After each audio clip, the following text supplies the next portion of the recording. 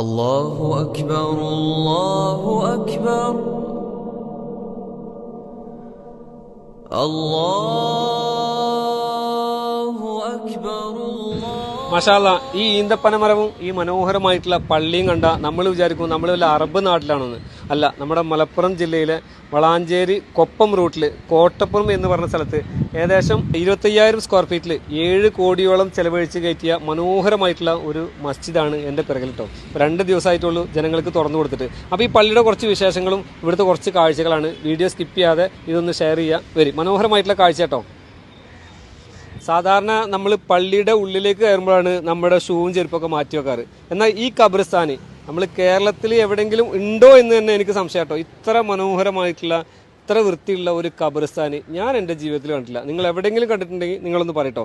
കാരണം ചെരുപ്പ് ഊരാതെ നമുക്ക് ഇവിടെ കടക്കാൻ തോന്നൂല, ഇവിടേക്ക് കയറാനോ തോന്നൂല. അത്രയും മനോഹരമായിട്ടുള്ള ഖബർസ്ഥാൻ. മാഷാ അല്ലാഹ്, ഒരു ഖബർസ്ഥാനിയിലെ പൂന്തോട്ടാണ് ഞാൻ ഈ കാണിച്ചു തരുന്നത് കേട്ടോ. ഈ ഖബർസ്ഥാനിയിൽ കടക്കുന്നവരുടെ മഹാഭാഗ്യം എന്നല്ലാതെ മറ്റെന്ത് പറയാനാ. ഈ പൂന്തോട്ടങ്ങൾക്ക് നടുവിൽ ഇത്ര മനോഹരമായിട്ട് വൃത്തിയായിട്ട് വളരെ മനോഹരമായിട്ടുള്ള ഒരു ഖബർസ്ഥാൻ വേറെ എവിടെയും കണ്ടിട്ടില്ല. അപ്പോൾ ഇതൊന്നും നിങ്ങളെ കാണിക്കാൻ വേണ്ടിയിട്ടാണ് ഇങ്ങനെ ഒരു വീഡിയോ എടുക്കുന്നത്. അടിപൊളി പൂന്തോട്ടം, നല്ല ഗാർഡനൊക്കെ രൂപത്തിൽ എല്ലാ സൈഡിലും പൂന്തോട്ടങ്ങളൊക്കെ ഉള്ള മനോഹരമായിട്ടുള്ള ഒരു ഖബർസ്ഥാൻ. അശ്ഹദു അല്ലാ ഇലാഹ ഇല്ലല്ലാഹ്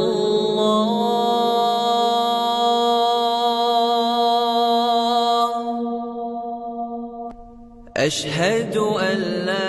അപ്പോൾ നമ്മുടെ ഈ മനോഹരമായിട്ടുള്ള കോട്ടപ്പുറം മസ്ജിദിന്റെ ഭാരവാഹി കമ്മിറ്റി അംഗങ്ങളാണ്. അപ്പോൾ ചെറിയ കുറച്ച് കാര്യങ്ങൾ എനിക്ക് പറഞ്ഞു തരാമെന്ന് അവർ പറഞ്ഞിട്ടുണ്ട്.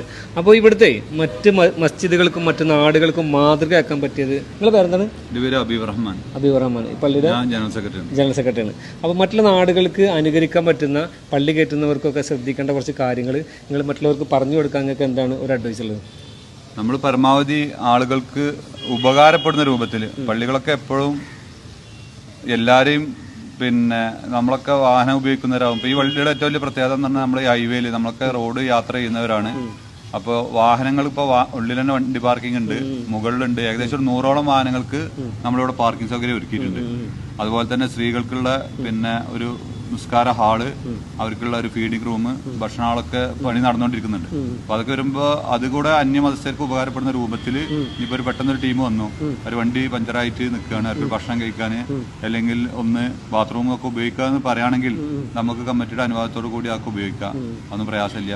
എല്ലാവർക്കും പരമാവധി ഉപകാരപ്പെടുന്ന കേന്ദ്രങ്ങളാവണം പള്ളികള് എന്നുള്ളതാണ് ഞങ്ങളൊരു കൺസെപ്റ്റ് ഉള്ളത്. തീർച്ചയായും. അതുപോലെ നമ്മൾ നിരവധി പള്ളികളിൽ കണ്ടിട്ടുണ്ട്, പള്ളികളിൽ ബാത്റൂമുകൾ അടച്ചിടല്. അതിൽ നിന്ന് വ്യത്യസ്തമായിട്ടുള്ളൊരു പള്ളിയാണ് നമ്മുടെ ഈ കോട്ടപ്പുറം ജുമാ മസ്ജിദ് കേട്ടോ. അപ്പോൾ ഇവിടെ ബാത്റൂമുകൾ ആളുകൾക്ക് വേണ്ടി തുറന്നു കൊടുത്തിക്കണം അല്ലേ? ഇപ്പൊ നമ്മള് അതിന് യാതൊരു നിയന്ത്രണം വരുത്തുക, അതായത് മനുഷ്യന്റെ പ്രാഥമിക കാര്യങ്ങളിൽ പെട്ടതാണ് ബാത്റൂമിലൊക്കെ പെട്ടെന്ന് മനുഷ്യന് ഏത് സാഹചര്യത്തിൽ പോകേണ്ടി വരും. അത് അവിടെയുള്ള ഒന്നെങ്കിലും ഒരു മദിനെയോ അല്ലെങ്കിൽ ഹെൽപ്പറെയോ ഒക്കെ തെരഞ്ഞെടുക്കേണ്ട ഒരു അവസ്ഥക്ക് പകരം മറ്റുള്ളവനും അവനാന്റെ മാതിരി ഉപയോഗിക്കണം എന്നുള്ള ഒരു മനോഭാവത്തിൽ ഉപയോഗിക്കാം. അതിൽ പ്രയാസമൊന്നുമില്ല. അതുപോലെ ഇവിടുത്തെ ഖബർസ്ഥാൻ, മനോഹരമായിട്ടുള്ള ഖബർസ്ഥാൻ. ആർക്കും കണ്ടാൽ ഒന്ന് കയറി ഒന്ന് ഖബറിങ്ങ ഇരുന്നിട്ട് നമ്മുടെ മരണത്തെ ഓർക്കാനും കഴിയുന്ന രൂപത്തിലുള്ള സിയാറത്ത് ചെയ്യാനും ദുആ ചെയ്യാനൊക്കെ പറ്റുന്ന രൂപത്തിലുള്ള മനോഹരമായിട്ടുള്ള ഖബർസ്ഥാൻ. അതെന്താണ് അതിനെ കുറിച്ച് പറയുള്ളത്? അതിന്റെ ഒരു കൺസെപ്റ്റ് എന്താ പറയുക, നമ്മൾ വിദേശ രാജ്യങ്ങളൊക്കെ പോയ കുറെ ആളുകൾ കഴിഞ്ഞ ഒരു 3-4 ജനറൽ ബോഡിക്ക് മുന്നേ മലേഷ്യയിലൊക്കെ പോയ ആളുകൾ പറഞ്ഞു, നമ്മൾ പള്ളിക്കാടുകൾ എപ്പോഴും നമ്മൾ പേടിപ്പെടുത്തുന്ന ഒരു രൂപത്തിൽ നിന്ന് പകരം അത് മനോഹരമാക്കി പുൽത്തകിട്ടൊക്കെ ആക്കി കഴിഞ്ഞാൽ എല്ലാവർക്കും സിയാറത്ത് ചെയ്യാനും ഒരു സ്നേഹം ഒന്നും കൂടെ കൂടും. നമുക്ക് അതൊരു വൃത്തി ഉള്ള സംവിധാനത്തിലേക്ക് മാറിക്കഴിഞ്ഞാൽ മറ്റേത് കാടും അതുപോലെ തന്നെ മറ്റു പാമ്പുകൾ അങ്ങനത്തെ ഒക്കെ ഉണ്ടാവാൻ സാധ്യതയുണ്ട്. ഇതൊക്കെ പുല്ലുകളൊക്കെ വെച്ച് മൂടി പിടിപ്പിച്ചാല് പരമാവധി ആ ഖബറിൽ വരുന്നവർക്ക് ഒരു മനസമാധാനവും ഒരു സമാധാനത്തിന്റെ ഒരു രൂപത്തിലേക്ക് വരുന്നുള്ള കമ്മിറ്റിയിൽ വന്ന ചർച്ചയുടെ അടിസ്ഥാനത്തിലാണ് ഇങ്ങനെയും മനോഹരമാക്കി മാറ്റിയിട്ടുള്ളത്. പിന്നെ ഈ ഖബർസ്ഥാനിയിൽ ഈ മഹലിലുള്ള ആളുകളെ മാത്രമല്ല കേട്ടോ, അത് എത്ര മഹലിൽ ഇങ്ങനെ ഈ ഇത് ഉണ്ടെന്ന് എനിക്കറിയില്ല. ഈ മഹലിൽ പെടാത്ത ആളുകൾ എവിടെ മരണപ്പെട്ട ആരെ വേണമെങ്കിലും ഈ ഖബർസ്ഥാനിൽ ഈ മസ്ജിദ് സ്വീകരിക്കും, ഇവിടെ മറവിയോ അല്ലെ? അതിൽ ഞങ്ങളൊരു ലക്ഷ്യം എന്താന്ന് പറഞ്ഞാൽ ഇവിടെ മെമ്പർഷിപ്പ് ഉള്ള കുടുംബങ്ങള് മറ്റു ഭാഗങ്ങളിലേക്ക് മുന്നേ പോയിട്ടുണ്ടാവും. അപ്പോ അവര് വരുമ്പോ അവർക്ക് ചിലപ്പോൾ ആഗ്രഹങ്ങൾ ഉണ്ടാവും, സ്വന്തം ഉപ്പ എവിടെയാണ് ഉമ്മ എവിടെയാണ്. അപ്പൊ ആ മഹലിന്റെ അംഗീകാരം ഉണ്ടെങ്കിൽ ഞങ്ങൾ ഇവിടെ സ്വീകരിക്കും. ആ മഹലിന്റെ ഒരു അംഗീകാര പത്രം നമുക്ക് തരണം. കമ്മിറ്റി ഇന്ന വീട്ടിൽ ഇന്ന ആൾ മരണപ്പെട്ടിട്ടുണ്ട്, അവരുടെ ആഗ്രഹപ്രകാരം അവിടെ മറിയാൻ താല്പര്യമുണ്ട്, നിങ്ങൾ സൗകര്യം ചെയ്തു കൊടുക്കണം എന്ന് പറഞ്ഞാൽ കമ്മിറ്റി അപ്പോൾ പിന്നെ അനുമതി കൊടുക്കാൻ കമ്മിറ്റി കൂടി തീരുമാനിച്ചിട്ടുണ്ട്.